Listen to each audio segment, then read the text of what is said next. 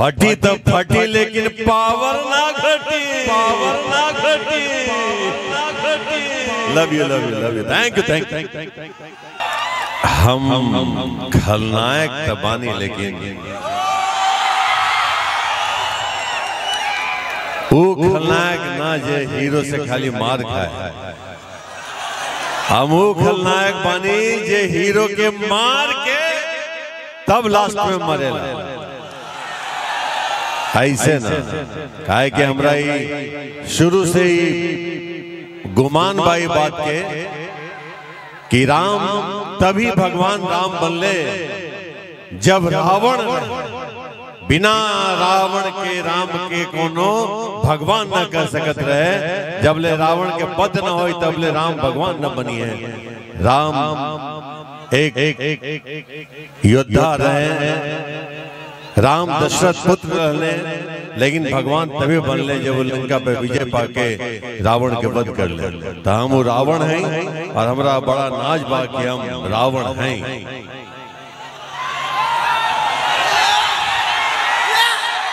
काहे कि भाई रावण ये बात के प्रतीक है और राम भी बात के प्रतीक है।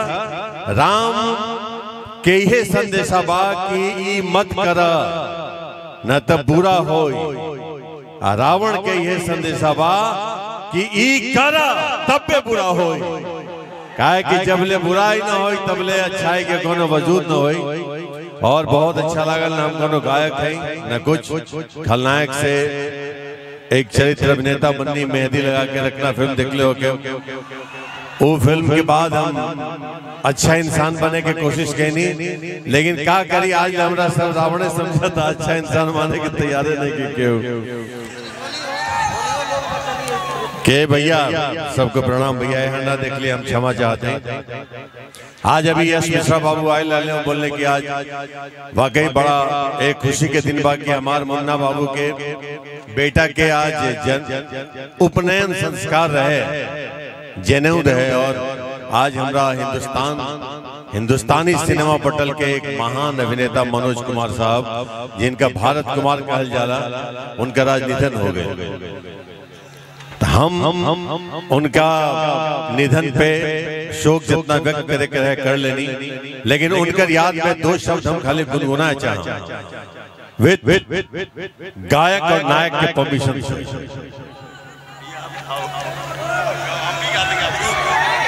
काहे कि हिंदुस्तान बा बक्सर के माटी बा, माटी में बड़ा तासीर बा कि सब एक से एक धुरंधर लोग के पैदा कैले।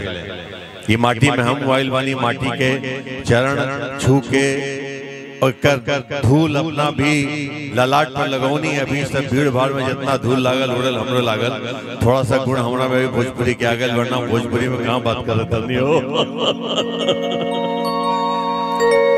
एक मनोज कुमार साहब के एक गाना बा भैया, हम सिंगर नहीं जे म्यूजिक पे गाए, बस लाइन सुना जे आम जीवन से सब जोड़ दे। कसमें वादे प्यार वफा सब बातें हैं, बातों का क्या कोई किसी का नहीं, ये झूठे नाते हैं, नातों का क्या। कसमें वादे प्यार वफा सब बातें हैं, बातों का क्या।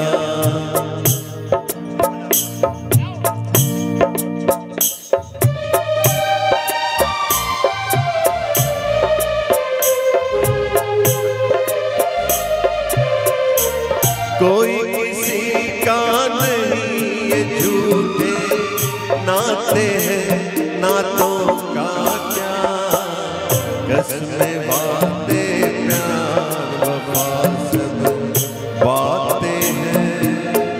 बातों का क्या। धन्यवाद। लेकिन भाई कोई किसी का हो ना हो, लेकिन आप सब हमारे हैं, तभी हम यहाँ आ पाए हैं। इसीलिए हमारा रिश्ता एक अटूट रिश्ता है जो ईश्वर ही मिटाए तो मिटाए, किसी इंसान के वश में नहीं है, ना ही किसी शैतान के वश में है। And thanks, love you all, love you, love you, love you, love you, love you. बाबा आपका सम्मान हो जाए। सम्मान इतनी जो आंखें हमें देख रही है, इन आंखों को देखने के लायक ईश्वर ने बनाया और मुन्ना ने यहाँ बुलाया, इससे ज्यादा सम्मान क्या होगा बे? सॉरी, मेरा दोस्त है, आपके गांव का लाल है, लेकिन मेरा दोस्त है इसलिए हम लोग ऐसे वैसे बातें करते हैं। ओढ़ लें, लाइए। Thank you, thank you, thank you, thank you, thank you. Oh my God, यो बात। तो भक्ति के बाद शक्ति का उपयोग किया जाता है। तो हमने सोचा कि आजकल आपके ऊपर एक गाना बड़ा हिट हुआ है हमारे तरफ कि लोग नया पवन तरंगदा। अरे नए न जाने कितने गुंडे आए गए, लेकिन अब ऐसा कहाँ, एक ही है, एक ही था, एक ही रहेगा बाबा अपना। कि लोग नया पवन तरंगदा, हरदारों के भक्तार हवे राजा हो। कि छतिये में 6 गोली ठोक दे बेले। लेकिन मैं एक भी शब्द नहीं गाऊंगा, क्योंकि ये जितने बच्चे आए हैं ना, जिनका दिल धड़क रहा है, वो पहला वो आवाज सुनना चाहते हैं जिनको मुन्ना भैया ने मुंबई से बुला दिया यहाँ। और आज पूरी मुंबई उतारने के लिए मुन्ना भाई का बहुत बहुत आभार। लेकिन हम सबको इतने बड़े स्वामी का दर्शन करा दिए। हे स्वामी कहाँ थे आप, हे प्रभु।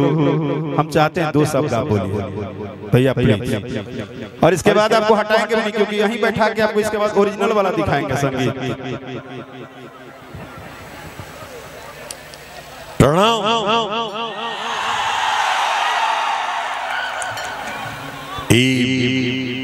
नियाजीपुर बक्सर के तमाम हमारे भाई बंधु के हमरा तरफ से बहुत कोटि कोटि प्रणाम। और आप सबके यहाँ भीड़ जन सैलाब देख करके जो मन में गुदगुदी होता, खुशी होता, एक खातिर आप सबके बहुत बहुत आभार।